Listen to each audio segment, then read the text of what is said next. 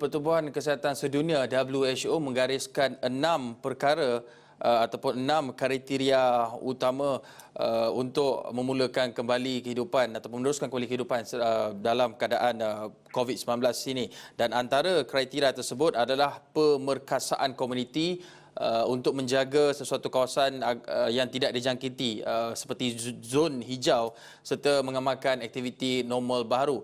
Dan apabila bercakap mengenai pemerkasaan komuniti ini, penting untuk kita memahami apakah maknanya dan bagaimana ianya boleh dilakukan. Dan untuk itu kita bersama dengan Profesor Dr. Awang Bulgibah Awang Mahmud, pakar epidemiologi Universiti Melaya melalui Skype. Assalamualaikum, Prof.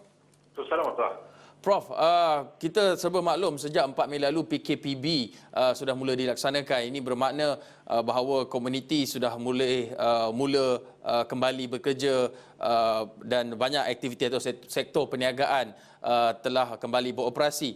Tapi bagaimana ingin kita memberi makna atau memaknai pemerkasaan komuniti ini agar tidak akan berlaku surge ataupun kenaikan ataupun second wave selepas PKPB ini mula dilaksanakan?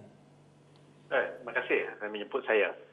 Sebenarnya pemerkasaan komuniti ataupun masyarakat ini, yang paling penting saya rasa adalah disiplin diri. Disiplin diri untuk mengikuti SOP atau arahan atau kerja yang telah ditetapkan oleh pihak berkuasa. Dan ini bermaksud bahawa kita tidak boleh melakukan sewenang hati. Kita tak boleh melakukan apa yang kita biasa lakukan. Kita mesti dan perlu mengikuti SOP yang telah ditetapkan. Jadi kalau kita gagal melakukan ini, maka beban ataupun kesalahan kita adalah untuk menaikkan risiko atau meningkatkan risiko untuk mendapatkan jangkitan COVID-19. Itu yang saya rasa amat penting.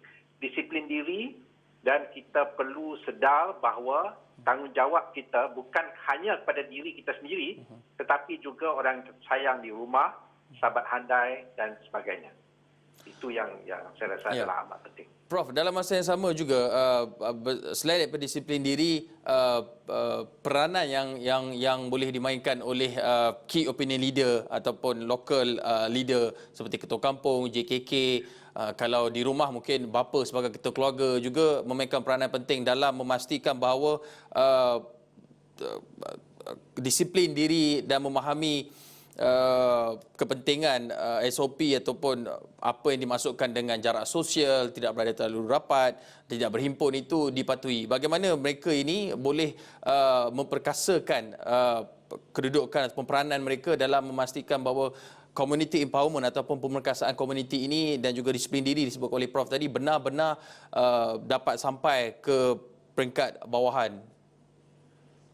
Jadi, okey.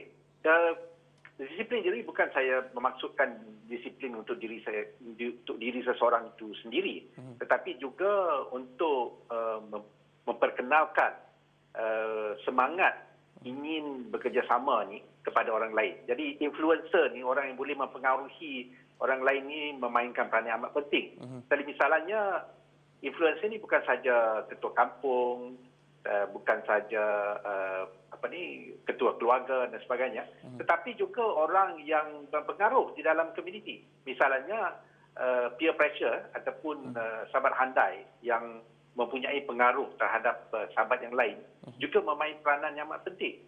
Jadi kalau kita lihat community empowerment, dia boleh bertindak dalam dua arah. Satu adalah anti dan satu adalah pro.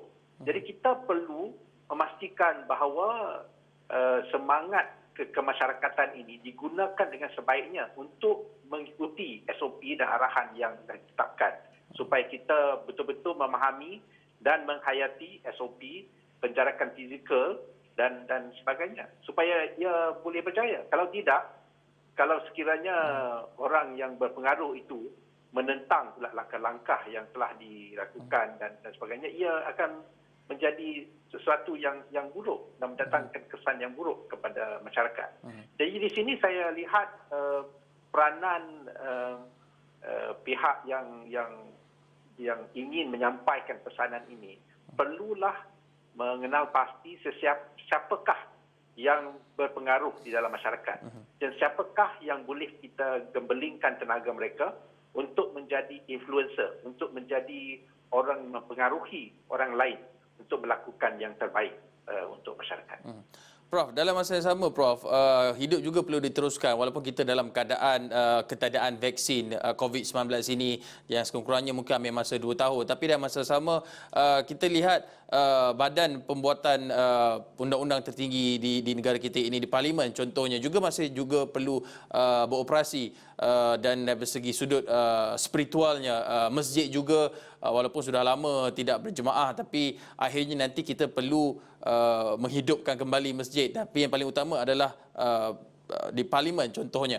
Apakah SOP terbaik sekiranya Parlimen mahu bersidang dan dalam masa sama ialah untuk kita gubal membuat undang-undang, memberi kelulusan peruntukan pasca COVID ataupun pasca PKP ini? Apakah SOP yang terbaik jika kita mahu Parlimen bersidang?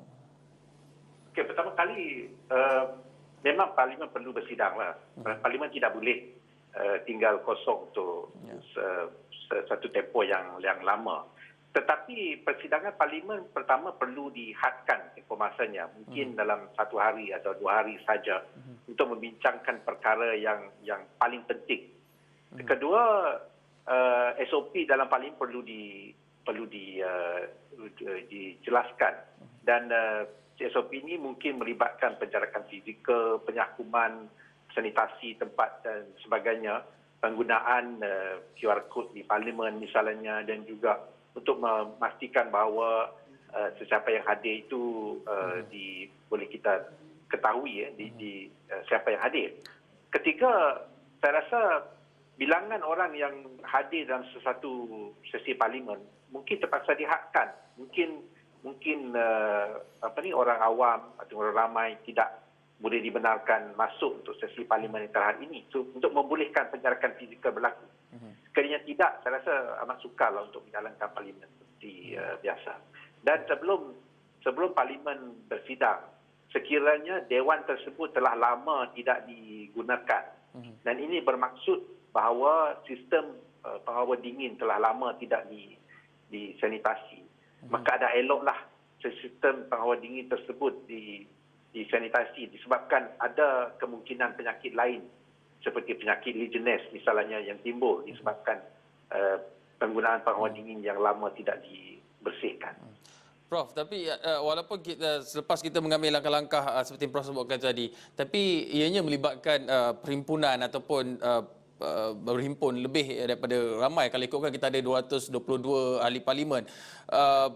Kalau dikurangkan, maksudnya kita cukupkan quorum saja untuk bersidang, adakah itu salah satu saranan atau yang terbaik untuk mematuhi langkah ataupun garis panduan untuk cegah COVID ini, Prof? Okey, saya bukan pakar perundangan. Jadi dari segi perundangan sama ada ini boleh dilakukan atau tidak, saya pastilah. Tapi saya tahu satu perkara lah. Sekiranya tidak ada undang-undang baru yang perlu digubal, yang memerlukan kehadiran semua ahli Parlimen, maka menggunakan quorum yang cukup-cukup saja adalah satu pilihan. Maksudnya hanya untuk memenuhi syarat bahawa Parlimen telah bersidang. Tapi ini mesti mendapat persetujuan kedua-dua pihak, kerajaan dan juga pembangkang, supaya ini boleh dilakukan. Tapi sekiranya ini memerlukan penggubalan satu undang-undang, maka saya rasa ini tidak dapat dilakukan. Tapi satu pilihan yang lain yang boleh diperkenalkan adalah sama ada Parlimen itu dipersidang secara dalam talian, iaitu e-Parlimen. Saya tidak pasti sama ada undang-undang Malaysia membenarkan e-Parlimen bersidang ataupun dalam talian, sebabkan ini tak pernah berlaku dalam sejarah negara kita. Jadi ini adalah sesuatu yang kalau dipersetujui oleh semua pihak bahawa ahli e-Parlimen boleh bersidang dan berbagai cara boleh dilakukan untuk memastikan kehadiran dan juga kesahihan kehadiran tersebut di e-Parlimen. Jadi kalau ada e-Parlimen, kita boleh bersidang lebih lama, saya rasa. Ya.